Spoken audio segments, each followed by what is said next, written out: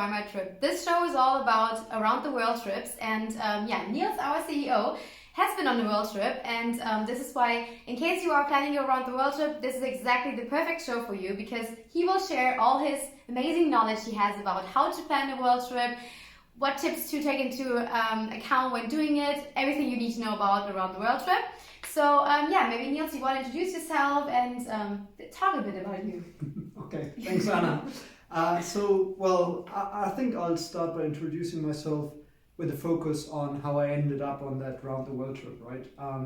Because I studied information system science, and obviously that doesn't really make you a traveler. It's not tourism management or something like that. So pretty far away from traveling actually. And I started working for PricewaterhouseCoopers and did my PhD after. So there was not too much traveling involved outside of normal vacations, obviously.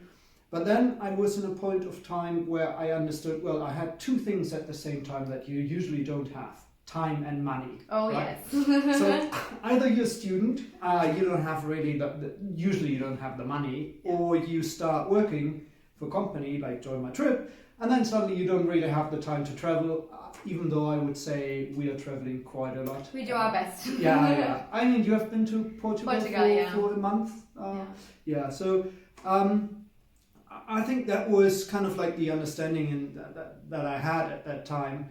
And I was like, okay, well, if you want to go on a trip like that, now is the right time to do so. And that's when it all started, actually. And how long did you travel for in total?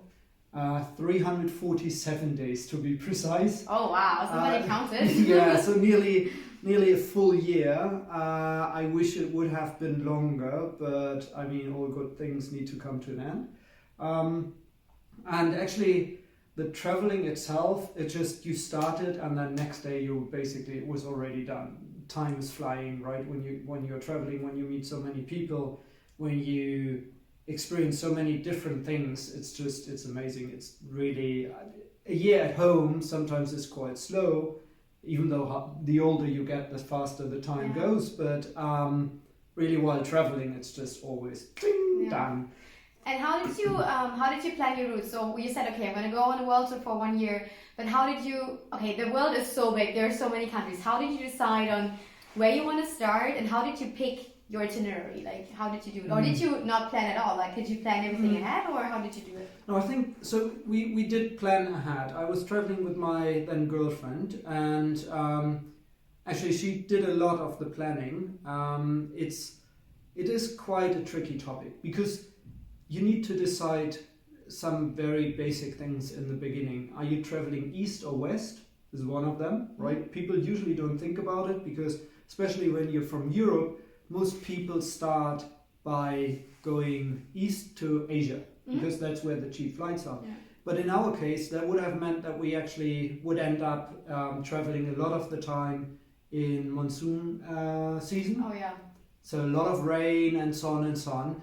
So we had to look into that, and I'm not quite sure if we have it online or if we will put it online, but we have that big file where we have all the different weather conditions in it for every month. You did that yourself? You created that? That's what we created. Is it an Excel file? It is. Oh, it was an Excel file. In this company, we love Excel files. Just a quick note on the side. Not true. No, I'm the only one. Everyone hates me for that. But it was really helpful, and it made us aware of the fact that if we travel east, then we would end up with a lot of rain, actually. This is why we actually went first to the Dominican Republic, because there's also very cheap flights. It's not a bad place to start the world trip, no?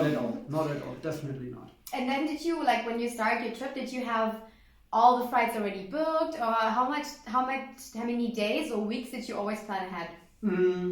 Well, so what we tried to do is, or the first thought that we had is that we go for one of these round the world trips of one of the major airlines alliances, right?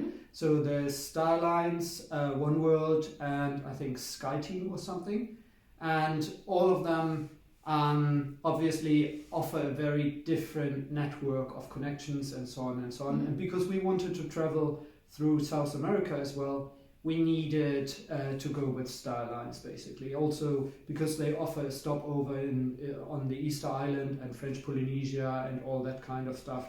So that kind of determines which alliance you go with, and that's where the tricky part really starts. That's still kind of easy. You don't have a lot of ideas of where to stop and so on. What we did is basically choose that alliance, and then we checked how many stops or legs, how they call it, can we have within our plan to see as much as possible. And these tickets are quite cheap, and also they offer a lot of flexibility. So for 50 euros back then, you could change not only one flight, but every following flight as well. So like you say, okay, I'm going to stay one more week in the Dominican Republic, so I will change my flight to whatever for 1 week, and then all the other flights will just move. Exactly. Okay. Without only one time 50 euros. 50 euros for everything, which is nice. Amazing. Yeah. Really, really nice. And then that was already quite some time ago, and it was super tricky to book it online. So the editor, they had this big world map where you click and do stuff and so on. It was really shitty to be honest. When did you do how many years ago was that? 2014, 15. Okay, so 6 years ago. Quite some time ago. But I think in general it's pretty much the same, to be honest. So we started planning starting from that on. But it takes you quite a while, and then we went for a travel agency. Ooh, so German. Going to the travel agency, sat down there, and I mean now they are bankrupt actually because of Corona. STA. I can only recommend do it yourself, because what happened is we wanted to fly to Belo Horizonte in Brazil for the World Cup, FIFA World Cup. And what happened is basically we had let's say, I don't know, 8,000 miles more, and she told us, well, that's good, it's $1,200 less. I was like, so we're flying more and we're paying less. She's, yeah, I'm absolutely certain. I'm like, that doesn't sound right. I mean, honest person, right? Yeah. And then she's like, well, I'm gonna check. And she called Air Berlin. Back in the days, there was still Air Berlin. I do understand now why they are bankrupt, because they had no clue whatsoever. Wow.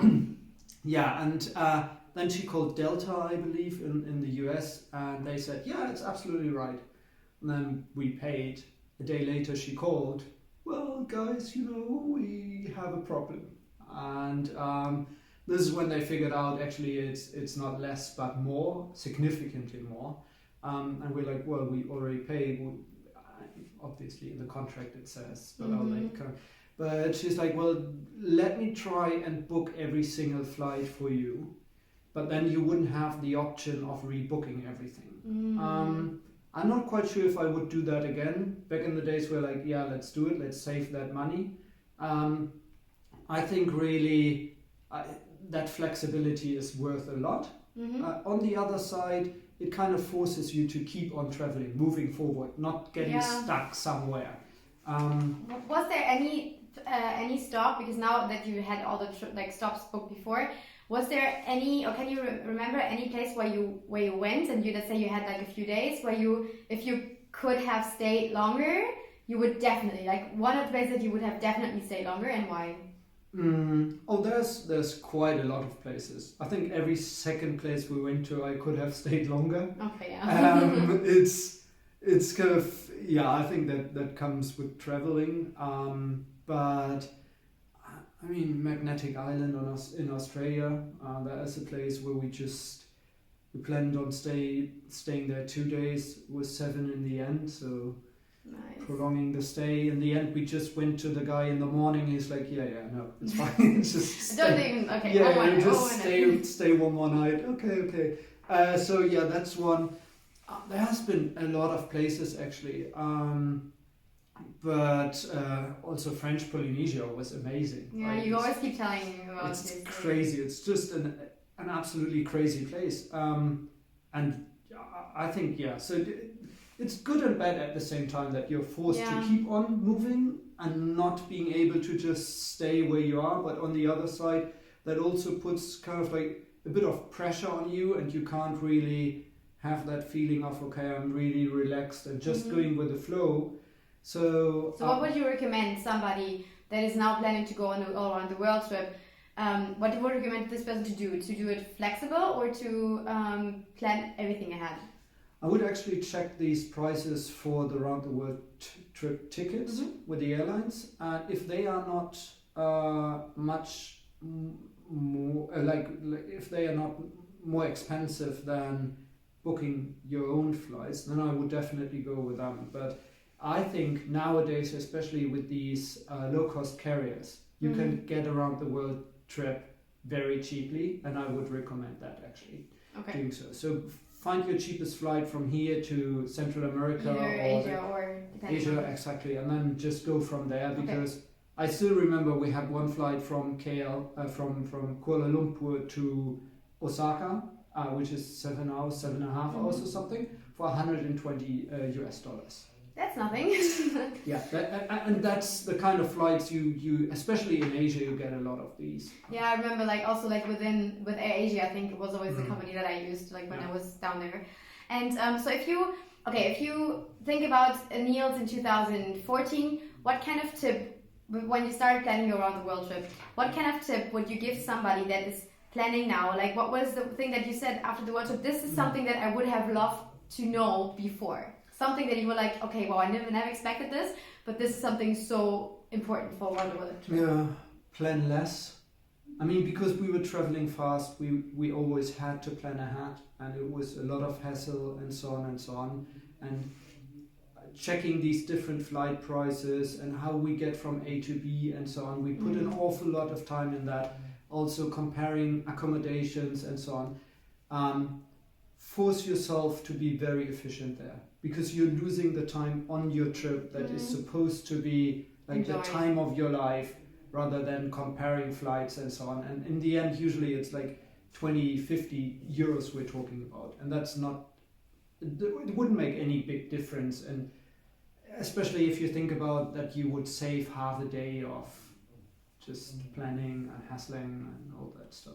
Yeah, okay, that's definitely, I think that it's also something that you have to decide for yourself, right? If you're more like a person that wants to go with the flow, or somebody that is like, okay, I want to see all those places. Yeah. But how many countries did you visit in that 1 year in total? 33. Oh, wow. Yeah, quite a lot, and over 100 destinations. So we wrote a blog. That's another thing. This blog is absolutely amazing for myself, also for friends and family.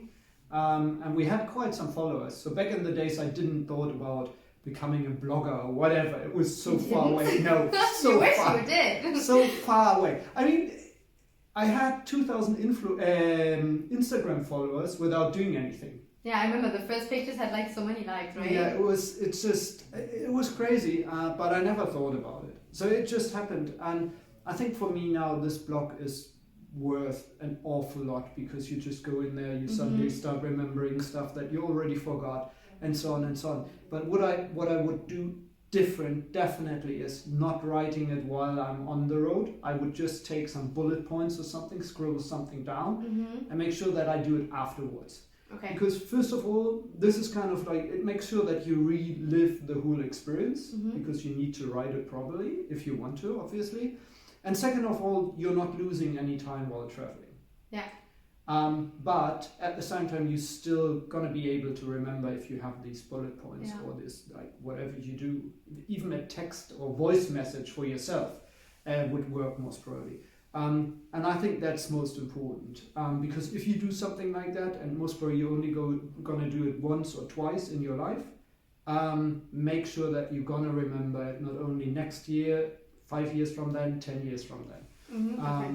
So you would do like the middle way of, okay, make sure that you write down something, but don't like create the whole blog with the pictures. Yeah. So you actually like publish the blog posts and upload the pictures and everything like while you're traveling? Yes, wow. Until 2 or 3 months before the end of the trip. That's when we stopped. Oh. And that's when it became really relaxed, to be honest. And I just published the last post not too long ago. Oh wow! Yeah. We had these bullet points already, and so on and so on. So it was all fine. It was more or less just typing and getting that story right. But yeah, that's definitely something I wouldn't do again. Go full throttle on that blog thingy and make that the main thing of your travel. That's definitely nothing. Okay, so your main learning would be focus more on the time that you are there and stop planning and like always. I think that's kind of like a German thing, right? Like I can imagine that this is like, I would probably do the same. So yeah, I think there are so many more questions that I could ask you now about insurance, about how did you pack for your trip, what kind of money did you take, credit card. Like there's so many things that we all know. So stay tuned for the next episode. There's a lot more coming. Yeah, we will also share some pictures of Niels and also this one Excel file that I'm really curious about. We will definitely share with you guys. Stay tuned. Thanks, Niels, for your time. I'm really looking forward to the next episode of this amazing Around the World Trip show. Bye. Thank you. Bye.